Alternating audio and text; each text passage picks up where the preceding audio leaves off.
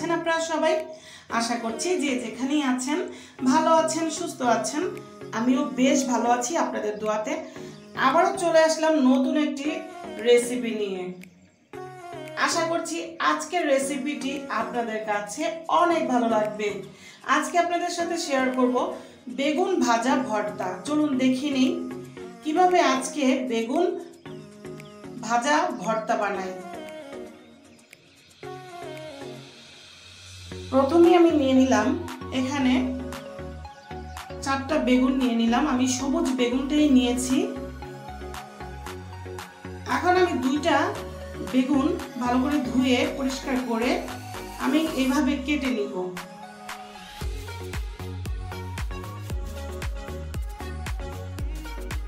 এখন সামান্য পরিমাণের হলুদ আর লবণ আমি মেখে নিলাম। এখন একটা ফ্রাই প্যানে আমি দিয়ে দিব সরিষার তেল। চেষ্টা করবেন সরিষার তেল দিয়েই বেগুনটা ভাজার। ফ্রাই প্যানটা গরম হয়ে গেলে আমি এখন 3টা শুকনো মরিচ ভেজে নিব। ভাজা হয়ে গেলে এগুলাকে আমি তুলে ফেলব। তারপর আমি এখন দিয়ে দিব ফ্রাই প্যানে বেগুন।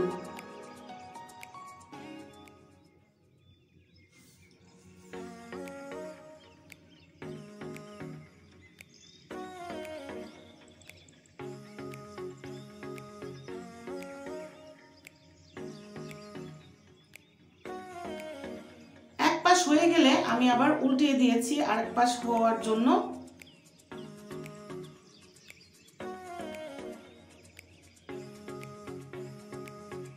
এই তো আমার বেগুন ভাজা হয়ে গিয়েছে। এখন আমি এগুলাকে ঠান্ডা করতে দিব।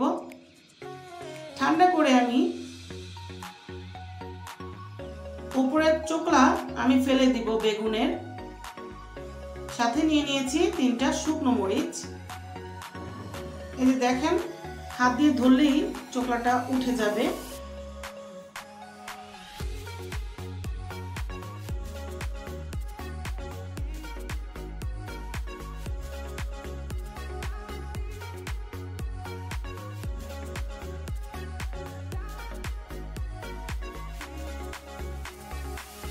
সবগুলো চোকলা আমি ক্লিন করে নিয়েছি।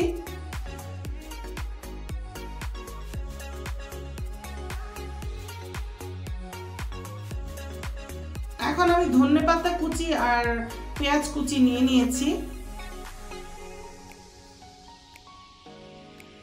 এখন আমি শুকনো মরিচে সামান্য পরিমাণ লবণ দিয়ে ভালো করে আমি চটকিয়ে নিব।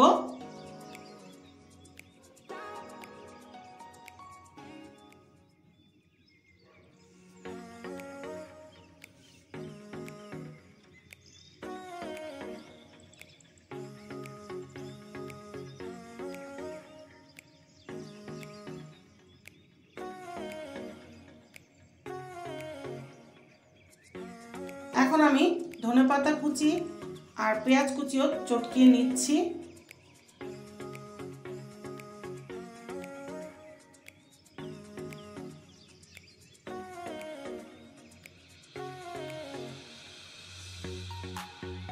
এখন আমি ফ্রাই প্যানে যে তেল রয়েছে এটাও এখানে অ্যাড করে দিলাম।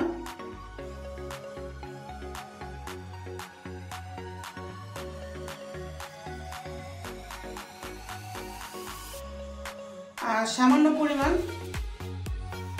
সরিষার তেল আবারও অ্যাড করে দিলাম। খুবই সামান্য পরিমাণ দিয়েছি,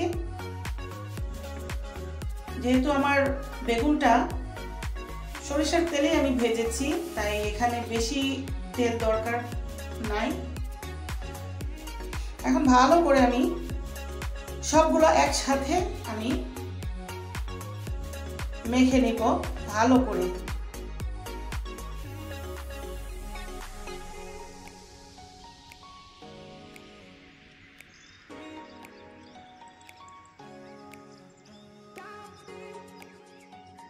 এই তো আমার ভাজা বেগুন ভর্তা আমার রেডি হয়ে গেল। একদম সহজেই। এখনো যারা আমার চ্যানেলটিকে সাবস্ক্রাইব করেননি অবশ্যই সাবস্ক্রাইব করে দিয়ে পাশে থাকবেন আশা করি। যারা অলরেডি করে দিয়েছেন তাদেরকে অসংখ্য ধন্যবাদ আমার পাশে থাকার জন্য। তো আজকের মতো বিদায় নিচ্ছি।